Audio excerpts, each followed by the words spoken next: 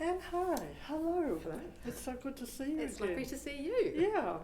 So, here we have The Leaning Man set in Wellington, Yes. in this marvellous, marvellous city. And your book reflects this city with great love. The harbour, the hills, the communal gardens, the buildings, the little alleyways, it's all here. Can you talk to me a bit about this love affair with Wellington? It's really interesting because I'm not originally from Wellington. I'm actually from Christchurch and born there, raised there, educated there.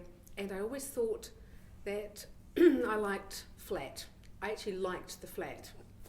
And I remember when we moved to Wellington, which was 20-something years ago, the hills, honestly, I just found it really confusing. I couldn't work out where suburbs were. But I have learned to love it, and I have this endless fascination with the topography of Wellington because it is so different from Christchurch, from what I knew.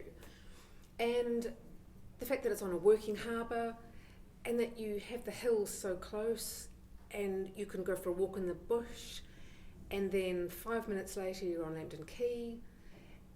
It's just all so close and so diverse within such a small area. And I just love that. I love that everywhere you look, it's very 3D. You can be somewhere and you'll just look up and you know exactly where you are, or not. In my case, sometimes I still get a bit lost. But yeah, and the whole kind of the way the city, I mean, it's changing a little bit now, but the way the city has those alleyways and those sort of back entrances to buildings and things, and yeah, it's endlessly fascinating to me. So you must have spent a lot of time just kind of looking around those alleyways and things. I did a wee bit. And at difficult times of night, by the sound of it. A little bit. It makes me sound a bit like a nighttime person, but yes, absolutely. I like the fact that when you come out from a show or you come out from a movie or something like that, there are these different alleyways and accesses to places. Like you come out of the opera house and you know there's a alleyway directly right next door to that takes you straight over to another street, and it doesn't work like that in Christchurch.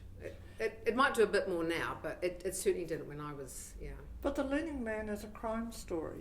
A crime story where things happen in dark places in Wellington, and those of us who've lived here for many years, and I've lived here a long time too, we don't always know all of those back streets and alleyways. So did you do sort of research forays into being around the town at certain times of day and night? A little bit, but I have to say some of it was my rather overactive imagination. But one thing that somebody said to me, which was a huge compliment, was that even though some of the places I've talked about or have as places for scenes, they don't exist. Like the nightclub doesn't exist. But this person said to me that she could completely see where it was on Cuba Street. She knew exactly where it was. I can too. And it's not there. And I took that as a real compliment that I had actually managed to portray something that could so easily and believably be in the city and on that street. Yes, it scared me. It's really worried me a little that it's there. Yeah. So, but the Leaning Man starts with Mad Dog, Christoph, who's living rough in the bush in Mount Victoria, and he sees something terrible happen. Yes. And that's an interesting place that you've been up there. I think I know that communal garden. Yeah, I have actually been. I did go up around the back there, up the top of Marjoribank Street, just to have a walk around. And the thing that really triggered it way back, years ago actually, was my husband does a lot of orienteering, and he all around the town belt, all over the place. And he said once, just sort of casually, he said, he'd come across a camp. And I was like, you're kidding me. And he said, no, I can take you and show you where it is. And it actually was up the back of Mount Vic. And I sort of thought, once again, isn't it extraordinary that that people can live so on the fringe and yet be so close to the capital city. So that's what really made me realise that was believable, that he would live like that, and he would live very close by, and that he would come down to forage for whatever he needed, which in his case at this time was cardboard. Yes, because I mean, actually, that as you describe it, it's not all that far from where I live. Right. Yes, exactly. And I go up to Mount Victoria quite often. Exactly. So I'm going to be looking with new eyes now. Yeah. But what he sees is the death of a woman, and we have coming into this story Stella, who's really the central character. Yes. Yeah. She's the nearly didn't quite make it detective. Yeah. Tell me about Stella. She's a very interesting character, and I'd just like you to tell me about her and how you visualised her. Oh, well, Stella actually started off a lot more sad than what she is now. And an early reader said, no, she's got to be tougher. So I thought, okay, I've got to make her tougher. Which is not me, and which is why it's actually really interesting to write a character like that. Because I've never heard you say fuck. I know. She I'm says not a it big quite swear. often. You know, I do occasionally. I think I've shocked both my children, but and I just wanted her to be really, really tough, but also to have empathy and to have a heart as well, which is a really interesting combination to try and get into somebody. So I guess she's kind of what I'm not, if that makes sense. Oh, yes, absolutely. She says all these things, and she does these things which I would love on occasion to do. And she's always got the right response at the right time, whereas I kind of think of it 2 days later, and then I'm not brave enough to say it. So she was really fun, a fun character to inhabit. And it's interesting because you often hear people say, writers will say, oh, I really missed my characters when I finished the book. And I'd go, yeah, but did you really? And I totally get it. I totally get it now that, I'm upset with what happened to several of my characters. That, it was upsetting. I mean, when you set out to write crime, you have to dispose of a few people, which is really hard. Yeah. But I mean, it's clear to me that from the beginning that Stella has a heart, because what's taken her to London is really a heart that's got a bit mangled. Loose. Yes, a bit mangled. So I think she is quite a tender character and quite vulnerable, but she has this. Has to be strong, has to be brave. Yes. And when it comes to her dear friend Terry, who I don't think I'm going too far into the novel to say it's Terry her very best friend who's died. Yeah. And you have us wondering about Terry, this mysterious death that Mad Dog sees, that the girl falls over the balcony, and everybody believes it's suicide, but everybody except Stella, of course. Yes, and that was one place that I did go and scout out streets as well, and I would look up and think to myself, now would you die from 3 floors, or would you just be, mangled? And so I had to make it 4 floors. That was the first thing. And she's a really interesting character, Terry, in a lot of ways, because we don't find out a lot about her until further down the track. And mostly everything that we see about her is from other people's perspective.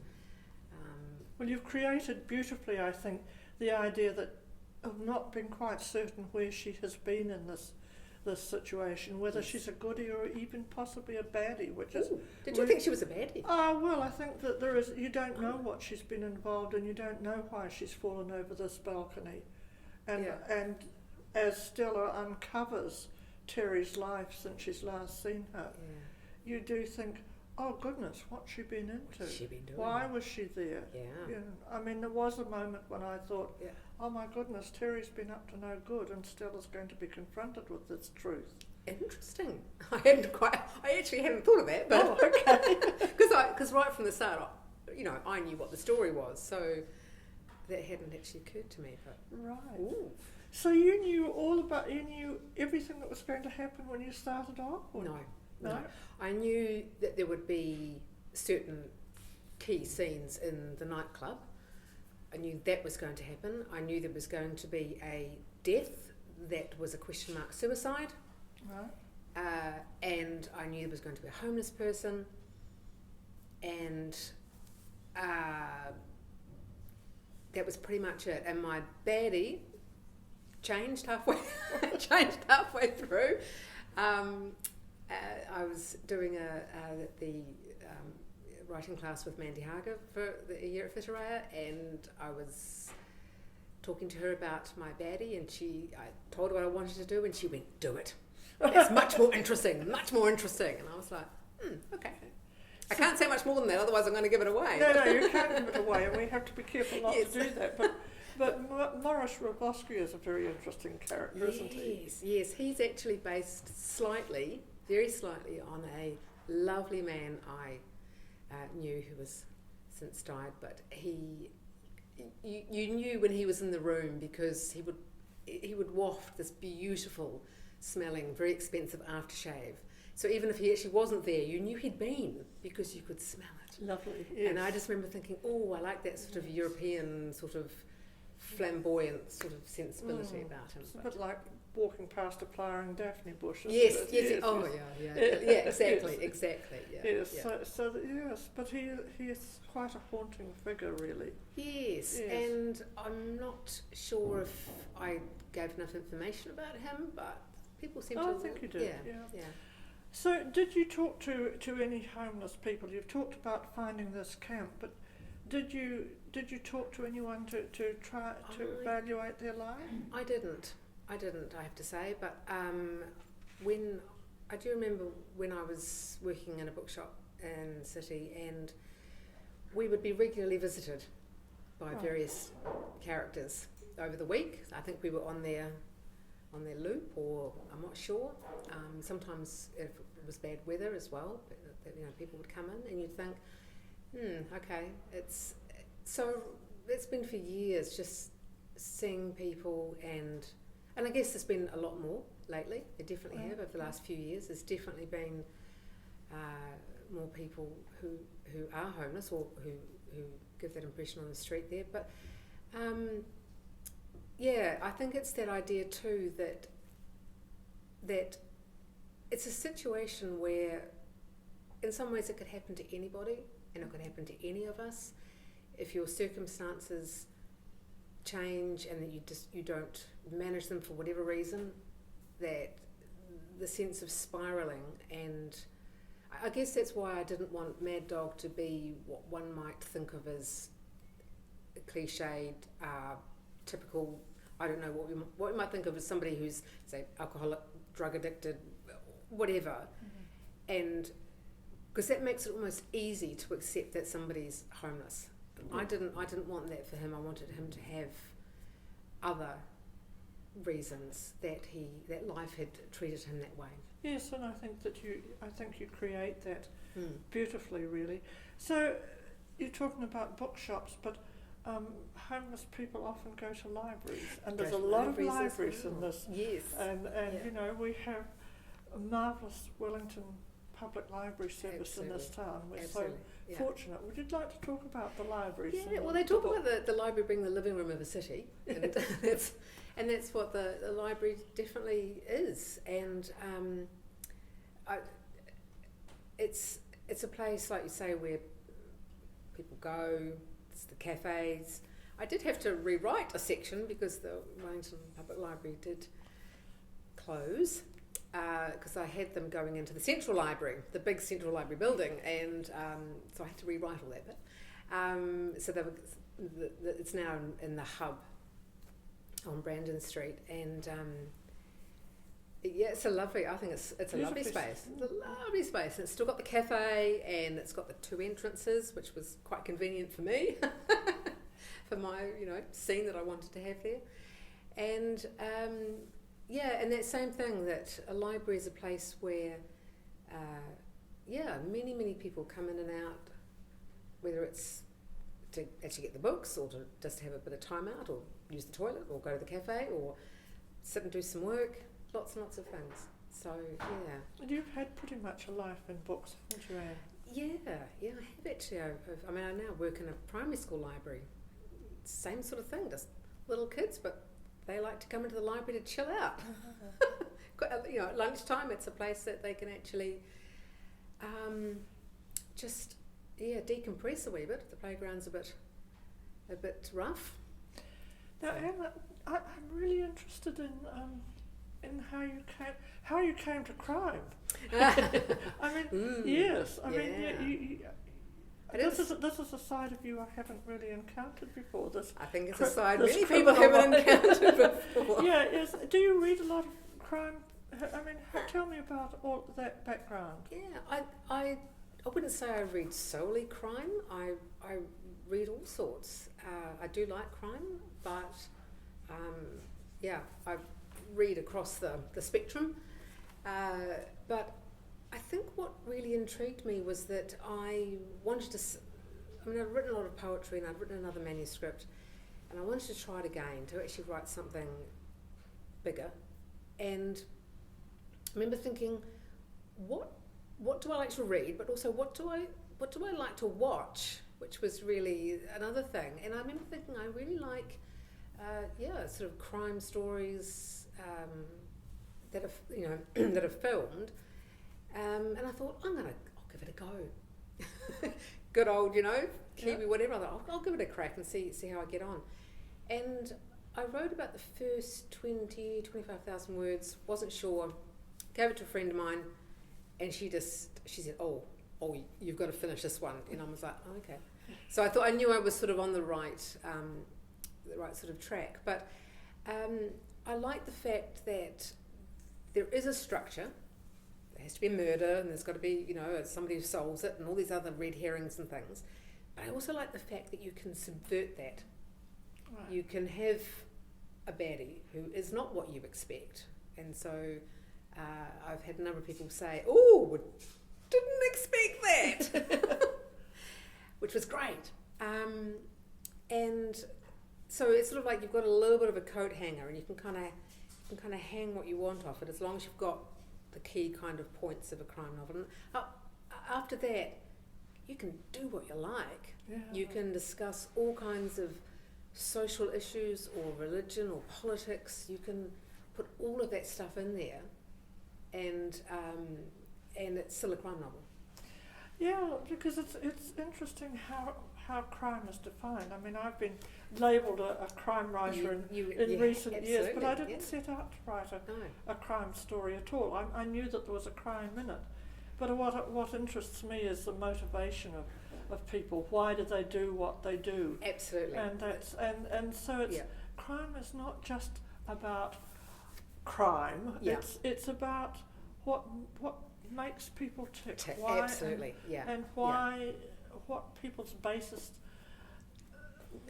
emotions are, and all of those things. And if someone is pushed far enough, what they will do. Yes. In that sort of situation. And one of my early readers, Patty Richardson, marvellous crime writer, and my question to her was, do you think there's enough blood and guts in there? Because I was a bit concerned that I didn't have, spurting, blood and, all that sort of stuff. And she said, you're not a blood and guts writer. It's far more sort of psychological kind. And I thought, oh, okay, I'll take that. Because there are some, and there's a huge range of crime writers, and there are some who do dwell on that icky stuff. And I don't personally like to read that necessarily. So I didn't really want to write it. No, and I don't particularly want to read all the gory stuff. But I was fascinated. Yeah. I mean, I simply couldn't put it down. It was my reading speed, a 2-night read. Yes, I probably could have stayed up all night, but I'm past staying up all night. I've had a couple of people say that I did keep them up through the night, so I apologise for that. That's very satisfying. Yes, I love it when people can't sleep over my books. Yeah, it's great. Yeah. So what I'd like to talk about is the music in the book, and a bit about you, and I mean, you are a musician by discipline as well as a writer.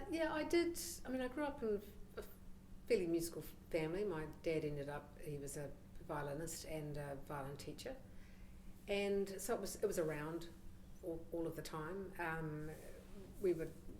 My mother always used to say I went to concerts in utero, because that's what happened. And so I'm very comfortable around music. It's something that I know. You know, there's always that thing about write about what you know, which I don't always agree with.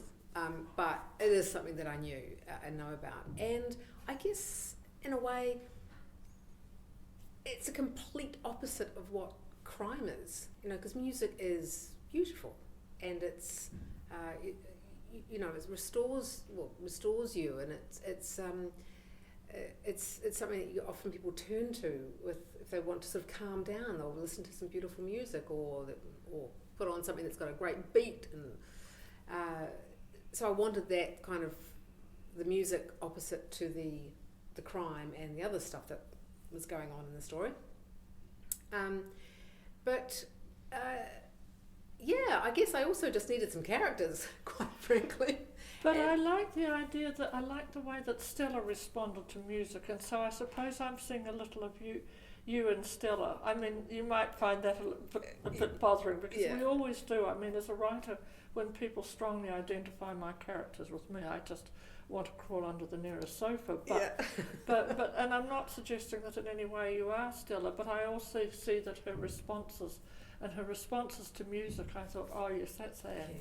Yeah. No, I've had a number of people comment how much they like Maluthia, and actually that place used to exist. I took my violin up there one time to have it seen to, and it was along a corridor, and it was where I've placed it, and there was music coming out, and it did smell beautiful because of all the lovely wax and that's used, but the character's different. But and I guess, like I say, it's just something that I know, and also the idea that Christoph was a musician, and that his life had gone so badly wrong, but he still had the music, and that it doesn't ever leave you. It's one of the last, when you're in your decline and on your way out, as it were, your hearing is the last thing often that goes, and people can still react to music even in that sort of state. It's Do you still play? I do. Yes. Yeah, I do. Not terribly well. Not violin. I play piano. But my kids play. Your children play? Yeah. What do they play? Miss 17 plays. What doesn't she play? She plays the violin mostly and French horn. Right. Okay. And Mr. 14 is piano. You must love that. Yes. Yeah, no, I do. I think it's just part of. I feel it's part of life, and it's part of education, that you understand something of. I don't necessarily want them to be professional musicians. I couldn't care less.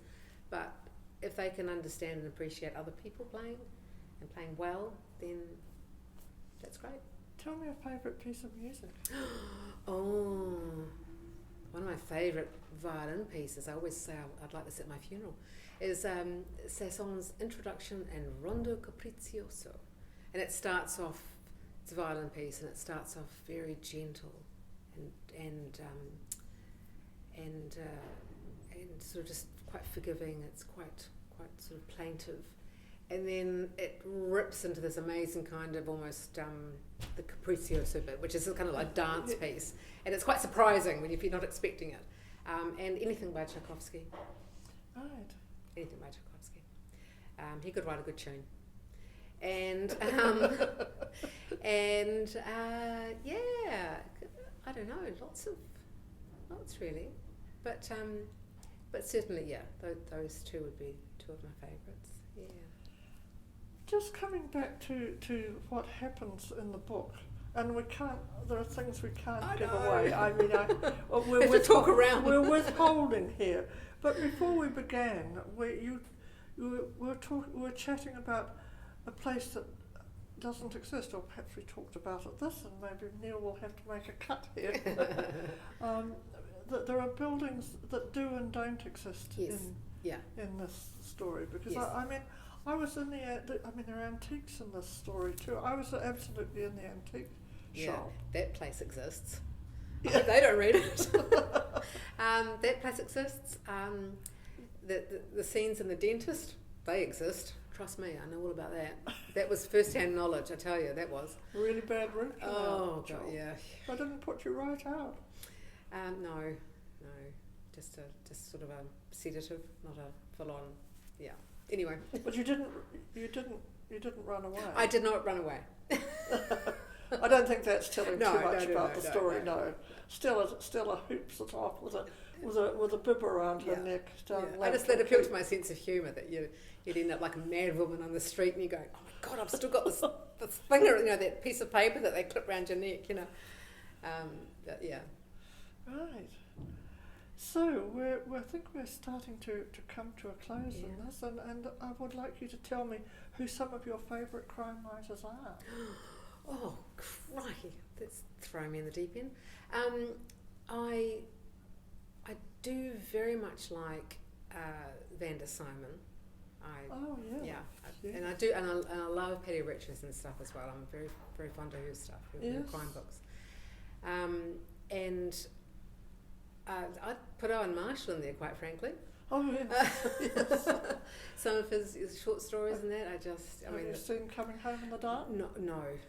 I reread it again just recently, and I can't think. Be strong when you go. I'm a bit worried about it actually. Yeah, even rereading it was a bit like, it's extraordinary. Even because he wrote that like 20 years ago, wasn't it? Or might have been more than that. Yes, and it's the first story in the author's cut. Yeah, that's right. And I suppose international writers, I really love Denise Miner, a Scottish writer. She's fantastic. I love her stuff. And she uses Glasgow. She very much uses a lot of Glasgow for her settings, so that's one thing I wanted to do with Wellington, was to have that as a Do you character. think there'll be a sequel? Oh, I don't know about a sequel, but I might pinch some of the same characters. Well, I think Stella's got a bit left in her yet, hasn't she? Maybe. And somebody said something about the absent brother. Yes. Dun, dun, dun. Watch the space. I know. I was a bit worried about him. Yeah. Well, he might make an appearance. We'll see. Yes. But talking about new books and other books, I've just managed one paltry one. You're on number what? Oh, do you want to know? Come on, spit it out. About 34. Really? Uh-huh. That's crazy mad. So tell me, because I'm really curious, and I don't know if it's going to be, how do you start the next one? Do you have to have like a length of time so that you get rid of all of those people? Or how does that Yes, work? I do. The main driving force for me is a contract from Harriet Allen with a deadline. With a deadline. Oh, deadlines are great. Yes. Yeah. But what really, there's always been ideas about things, and I've always written since I was 22.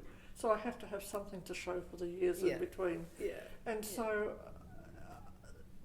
I jot down the ideas, and I come to an ideas folder, or something just moves me immensely, as did the idea of This Mortal Boy, because the theme of that was never about the crime itself. It was about how young boys make mistakes and how they do or they don't survive them. And of course Albert Black doesn't. So if I feel really passionate about something, I write about it. Did you know about that story? Oh, or yes. Did you find... Oh yes, so I did. Yes, yeah, and so we went back and researched it all. And oh yes, I saw a newspaper clipping about somebody revisiting the story, and I thought, oh yes, because I was 15 when it happened, right, and it was headline news then. Yeah. But the other, I mean, as another example, just briefly, is the Jean Batten story that I wrote, was because I read the only biography that existed at that time of Jean Batten which was very dismissive of her personality, and I could not connect with that, and I thought, this doesn't feel That's not right. fair, But it's the yeah. only official version, and it's all over the internet as being this person who's not a very nice person, this extraordinary heroine, Yeah. hero. I just thought, I need to find out more. And so I redress, wrote yeah, a novel about yeah, her, yeah. yeah, which is the Was that opposite. Just remind me, was that the one where you had a reference to a piano or a pianist? Oh, she was a Yeah, pianist, yes. Yes, that's right. Yes. I remember. I think you asked me about. I did, About I did. I was trying to remember which book it was, and it was that Yes, one. it was The yeah. Infinite Air. That's yeah. right. Yeah. Because she was, it was said that she could have been a concert pianist. Right. That's right. That's Yes, right, and she yes. went to London Yeah. to pursue her musical career. Yeah. So, and I found that really interesting because apart from listening to music, I don't really have a musical note in my body, but I really admire that you have and love that it's in the book. I really enjoyed that aspect of it. Yeah. It's been interesting because that's been what the Wellington setting and the music have been two of the things which people have really seemed to comment about and notice, I guess. But yeah, so it's great. So, Anne, thanks for a wonderful book, and Oh, may thank the you. next one come along before too long. Well, we'll see. Maybe Mary will give me a contract. You always try. He threw his bag over first, then reaching up he gripped the metal edge. Even in his gloves his hands were cold and seemed to have less strength than last time. His shoulder creaked and his right knee wobbled, but slowly he pulled himself up and over. Bingo, he thought. Lots of flattened cardboard boxes. He'd recently relocated to another patch. His last place had bothered him a bit. It was too close to the track up on Mount Vic where people walked their dogs. The people never noticed him. It was the dogs that caused the problem, sniffing around, barking. He didn't like that. He didn't like being barked at by dogs or humans. He sat there for a while, catching his breath. Dim sounds wafted through from Tory Street. It was surprisingly warm in the skip, out of the breeze and well insulated. Eventually Mad Dog stood up. Yes, there was cardboard, but it always paid to look a little deeper. You could never be sure what you might find. How do I do it? How do I get this lot up the hill, he said. He grabbed his bag. I have a rope and one of those springy cords. That ought to do it. A shimmer caught his eye. Part way up one of the buildings that backed onto the alley, the outline of a woman. An angel, really. He counted. 4 stories up. Her dress was white and floated just a little. Her hair was long and loose and golden. Flicking it away from her face, she turned with her back against the glass sheets of the balcony. Even at this distance, he could see she was pretty. So pretty, he thought, even if she didn't have wings. Mad Dog sat in the skip and stared up at the balcony, up at the angel. Behind the tip of another building, he caught sight of the moon, an almost perfect full sphere. Tomorrow it would reach its peak. He looked back at the angel, the moon, and the angel. Perfect. She seemed to be talking to someone. Her arms were moving in time with the conversation. Mad Dog began to hum some long-forgotten music in time with the angel's arms. He saw the other figure just briefly, more of an outline, really. Mad Dog smiled. He was glad she wasn't alone. Someone as beautiful as that shouldn't be alone. The air was cooler now. The breeze had picked up. How come she wasn't cold? She should have been cold. If Mad Dog had been with her, he would have draped something around her shoulders. The thought made him frown. He put his head down and busied himself with the cardboard and rope. After a few minutes, he permitted himself another glance up at the balcony. Her arm moved over her head with another graceful ballet movement, like she was drawing a large circle in the air. Then turning and leaning slightly forward towards the street, her hand let loose a star, a shooting star. The pretty angel woman with the floaty dress and the golden hair dropped a shooting star, with a small crack that bounced off the side of the skip and into the rubbish. Well, if some angel woman was going to send him a shooting star, the least he could do was pick it up. Mad Dog reached forward to find it. Then came the scream. Angels don't scream, he thought, but that's what he heard. A scream and a flapping and arms and hair and a noise he never wanted to hear again.